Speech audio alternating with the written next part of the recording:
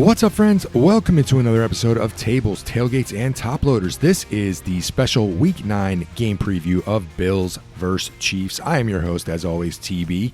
Thanks for stopping in and checking out the podcast. Let's not waste any time. Let's get right into this game preview. It's coming at you Sunday, November 2nd at 4:25 from none other than Orchard Park, New York. So let's start with some news, start with some notes of the week. The power rankings are out after 8 weeks. So after bouncing back against the Panthers, putting the big smackdown on them, putting the hurt on them 40-9. It's just as I talked about last week. There's not much movement going on for the Bills as far as the rankings are concerned. Last week, after they came off the bye and after a 2-week slide, they were anywhere from as high on the list as 5, and they dropped as low as the 9 spot. Well, after the Panther whooping that they dropped on them, I found them only creeping up to the 4 spot. That's as high as I found them. And then, in fact, in some publications, they actually dropped to as low as 10. So you see quite a wide variety, 4 to 10. I think the NFL writers are concerned about the passing game. This has been the topic of conversation this week, and I think that this is reflected in the rankings. Now, if they go out and if they absolutely smash the Chiefs 40-9, which I'm not saying they will, I foresee them going and flying right back up to the top of the charts. What else we got? As of the recording of this game preview, the Bills have yet to make a trade to help improve their roster. We talked about this last week, and on the regular 3Ts podcast, I have said numerous times, and this seems to be the running theme of everyone talking Buffalo Bills. The talk is they need to go out. They need to get a weapon for that wide receiver room. They need to get players to help Josh Allen yesterday. The Saints are rumored to be shopping, and of course, Olave and Shaheed have been linked to the Bills, but to this point, no movement. I proposed on the podcast, hey, let's get a package deal. What is it going to take for both these guys to end up in Buffalo? But to this point, no such luck, no such movement. The trade deadline is coming up Tuesday, so we are very close. We are approaching, 5 days away? It's Tuesday, November 4th, not much time left to waste. But to this point, it's kind of been slow. It's been a slow-moving market across the entire league, across the whole NFL. What else? The Bills have made some roster moves this week. They signed Jordan Phillips, Jordan Poyer to the active roster. They brought these guys up from the practice squad, and of course, them signing to the main roster left some spots open, and this allowed them to bring Gabe Davis off the practice squad injured list to the main practice squad. So keep an eye on him this week. He's been practicing. There's been some rumors. There's been some talks. And it would not shock me if he is brought up to be active against the Kansas City Chiefs. Also, the Bills signed a rookie, Tommy, I'm going to butcher this name, Akingbasoti. He's a defensive lineman. They signed him to the practice squad. I don't know anything about him. Sorry. I just know nothing of him. He's a D lineman, and we need him for depth. We shall see what happens with that. What else as far as news and notes? This is a huge week for both teams. This is going to dramatically impact the standings, the playoff picture moving forward. So if you look at both these teams, both the Kansas City and Buffalo, both teams are sitting in second place in their divisions. They're both a game back of the top teams in their division, New England and Denver. If the Bills can find a way to hand Kansas City their 4th loss, I think it would be a monumental task for them to claw back to the front and actually take that division. There's some competition going on, and they still have some tough games ahead of them, some tough games coming up on their schedule. As far as the Bills are concerned, we lost to the Patriots, and they're currently sitting behind New England, who, like I just said, they already lost to at home. So the Patriots get the luxury, after being abysmal last year, they get the luxury of playing that 4th place schedule. So they should essentially be able to just waltz right into the playoffs, at least into a playoff spot. And I think the division title is certainly up for grabs for them. But I don't want to go ahead and hand it to them just yet, because while Drake May has played, great football to this point, I don't want to crown him the king of the AFC East yet. So let's just pause on that. Let's turn our attention to injuries. What do we want to look out for and talk about on the Bills side? Well, the biggest, worst news coming out of the Carolina game is the injury to Ed Oliver. He tore his bicep. I think he's already had surgery. He will miss at least the rest of the regular season. Brutal. Absolutely freaking brutal news. This just sucks. Not just for the defensive line, but for the whole defense. I mean, when he is on the field, this dude he's dominated. Unfortunately, he's only played, 2.5 games, and I feel bad for him. The timing couldn't be worse, right? We were just getting reinforcements back, and then this happened, so it freaking sucks. It just sucks. Josh Palmer, he's still nursing his ankle injury. Now, he was practicing on a limited basis today, but I don't know. Who knows what he's actually doing? I don't foresee him being able to play or be ready to suit up, so I'm not sure. And if he can't play, I just don't think that's very good for the Bills offense. Not good at all. If I were to guess, I would say he's not going to be suiting up for this game. I forgot to mention this last week, but Taylor Rapp, he was placed on the IR before the last game, before the Panthers game, with some mysterious knee injury, and this one just screams like it's very suspect, right? So I hadn't heard a single word all season that Rapp was nursing this injury, and then after we got drubbed by the Falcons, Coach McDermott comes out and says he's been dealing with this all season, but there hasn't been not a single mention of it at any point in time up to after the Falcons lost. So I don't know. It just sounds weird. Something doesn't seem right to me, but whatever. Anyway, he was put on the IR, and what is that, a minimum of 4 weeks? So maybe he's just going down there to clear his head, get some stuff right. Who knows? I don't know. I don't even know what to say anymore. Daquan Jones, he's listed as questionable with his calf.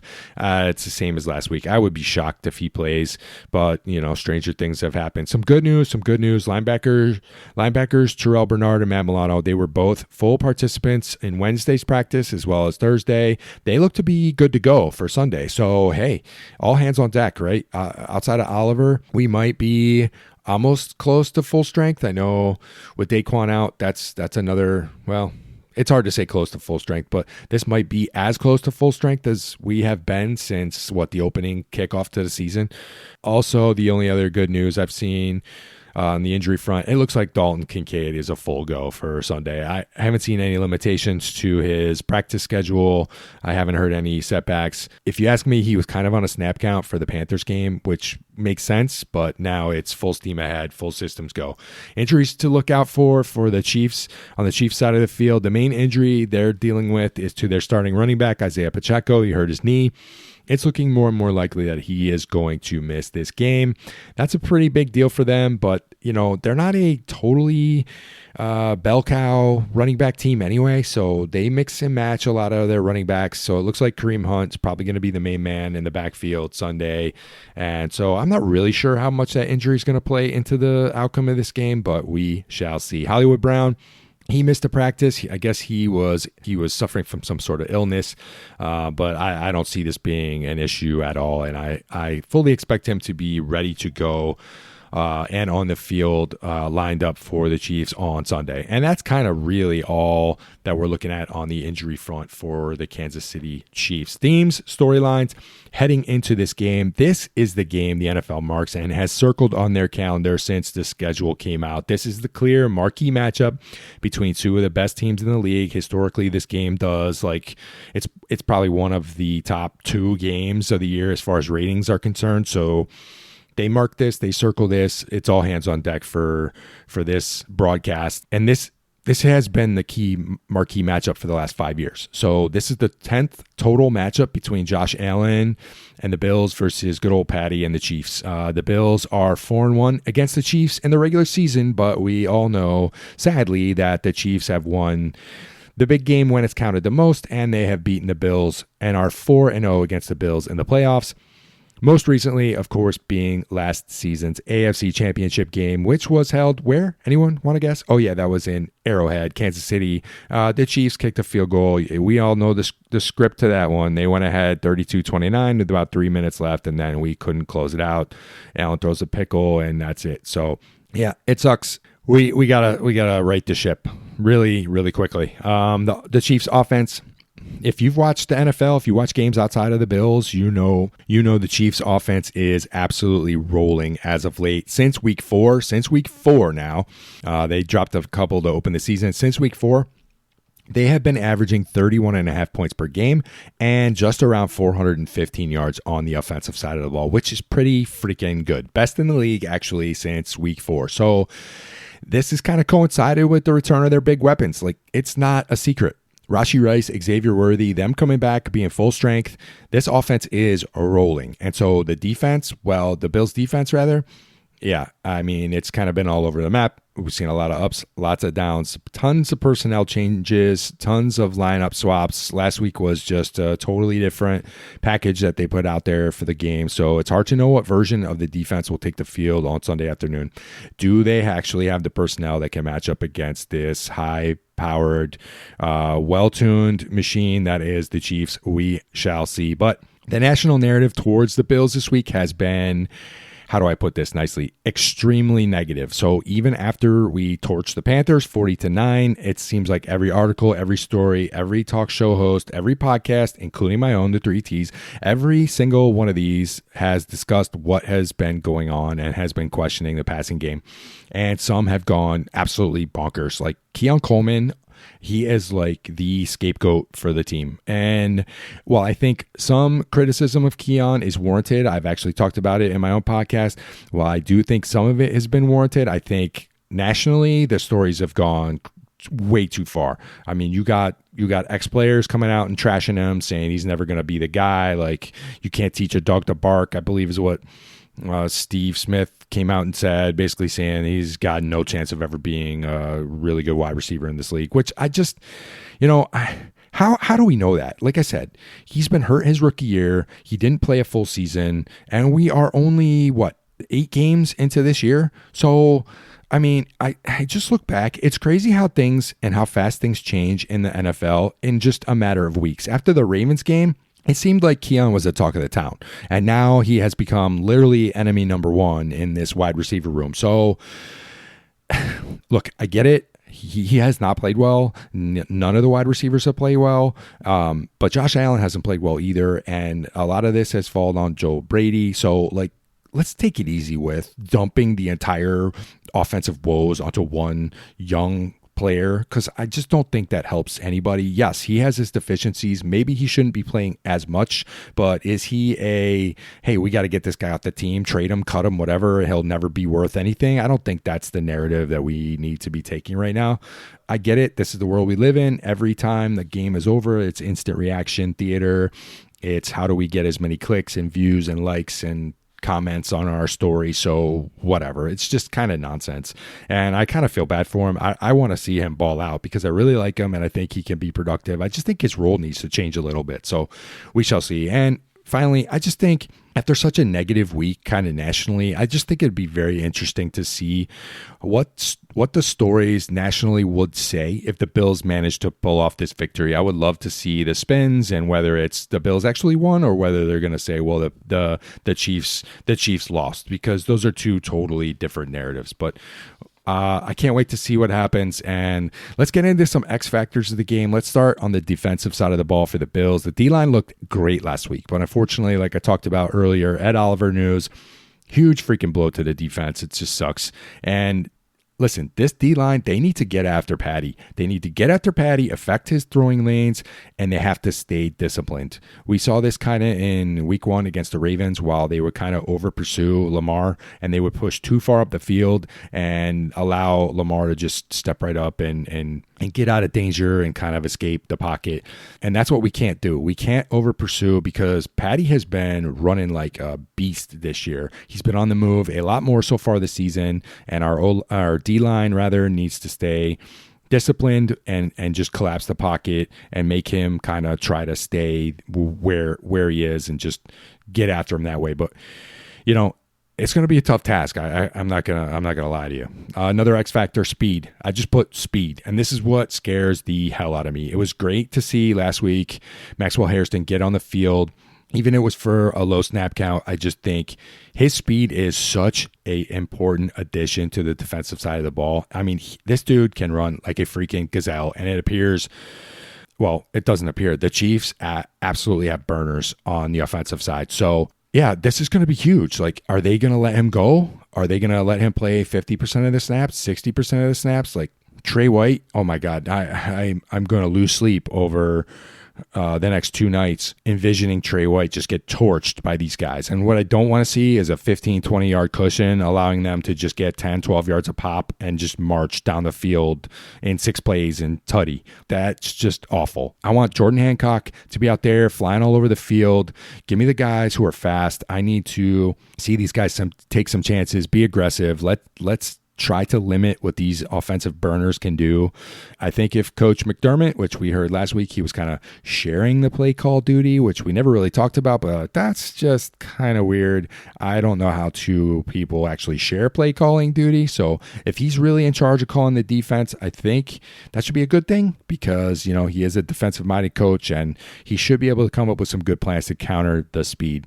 What else we got? X Factors. I got Dalton Kincaid. I feel like I talk about him every week, but I truly believe that Dalton Kincaid is the key to the offense this Sunday. He needs to be ready for a full workload. No more of this 40% of the snaps. Like, he needs to be out there 60 to 70% of the snaps. He needs to open, and I think he is the key to open up the middle of the field. And if we can start carving up some yards in the middle of the field, maybe this opens up some stuff for our outside receivers. I don't know. Maybe it's all wishful thinking, but I think we got to go to Kincaid early and often.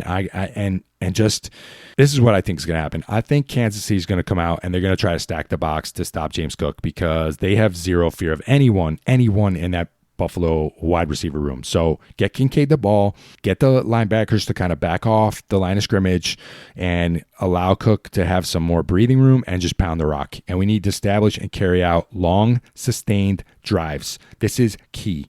Okay, we can't go 3 and outs. We can't get a penalty on 1st or 2nd down and get into 3rd and longs. It's just we have to sustain long drives that lead to touchdowns. So this seems like a simple key to most games, but it's extremely important to keep good old Patty off the field. What else? I put down team discipline because this is huge. We need to avoid losing the penalty game, which is practically impossible when you play the Chiefs because they always seem to have the refs on their side. But everyone knows going in, this is going to be a one-sided affair. So just y'all got to be prepared. And this is what makes it so frustrating watching Kansas City games. It's the refs are going to throw a ton of flags against whomever they're playing, and you're going to get some nonsense calls at some point during these games. So just be prepared for an uphill fight. But the Bills, they cannot add to the nonsense with stupid penalties, specifically on offense. And yes, I am speaking to the wide receiver room here. Whoever suits up for this game, whoever's called up from the practice squad, whoever is on the starting lineup and in the game, for the love of God, no illegal formation penalties, no stupid nonsense. We can't afford to get into long down and distance situations because that's where Spagnuolo, good old Spags, he just pins everyone's ears back and he unleashes the hounds, and it seems like he sends 50 blitzers on a play at one time to Josh Allen. And, well, our ability to pick up the blitz this year has been atrocious. If you don't believe me, go look at the Falcons game where they blitzed probably every other play at least, if not, what was it, like 60, some ridiculous amount. 65% of their defensive plays, it was a blitz package, and we couldn't stop them. And Josh was getting crushed and running for his life. So if we don't have an answer to Spags blitz packages, we are screwed. I'm just telling you right now. So for the love of God,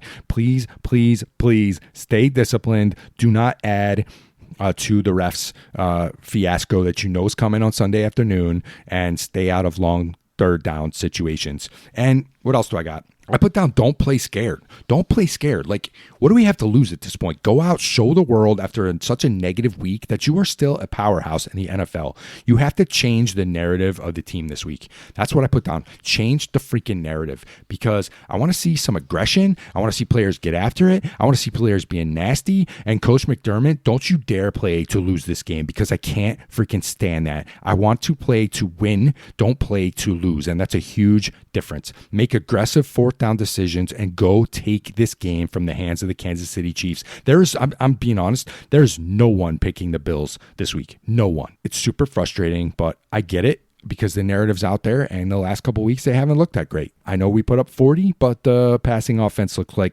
trash.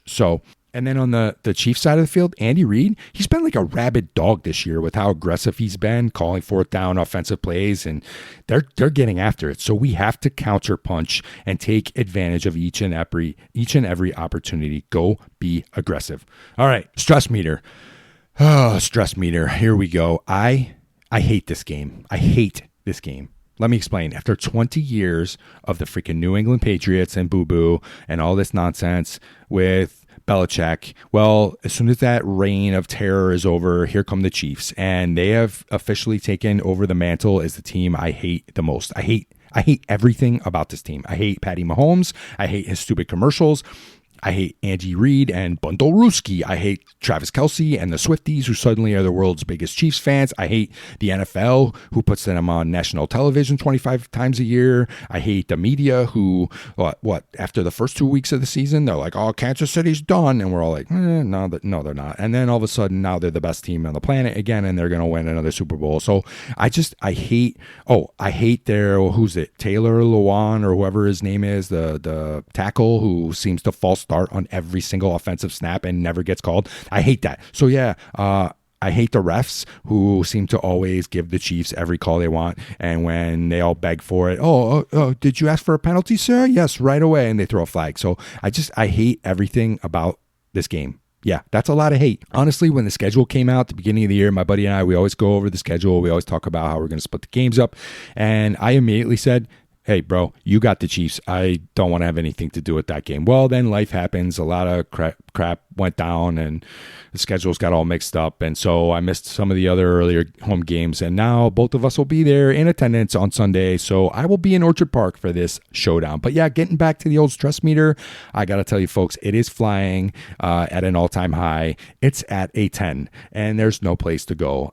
It's not going down. It can only maintain a high level of stress for me. So it all comes down to this prediction. So, okay, here you go. You're not going to like me too much. The Chiefs are favored by 2 points. 2 points coming into Highmark Stadium in Orchard Park this Sunday afternoon.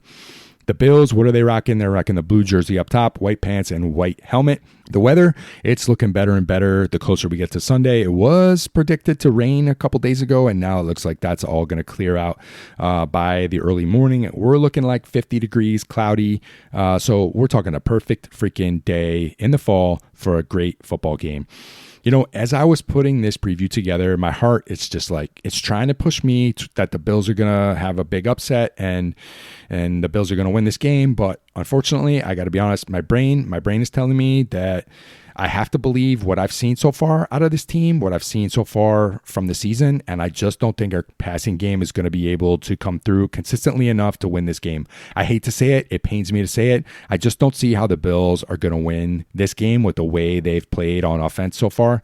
If this game were in like another 2 to 3 weeks and we actually went out and made a trade and some of the pieces on offense, if Josh Palmer is back in the mix, maybe I'm singing a different tune, but because of all that, because of what I've seen recently, I see the Bills falling to the Chiefs.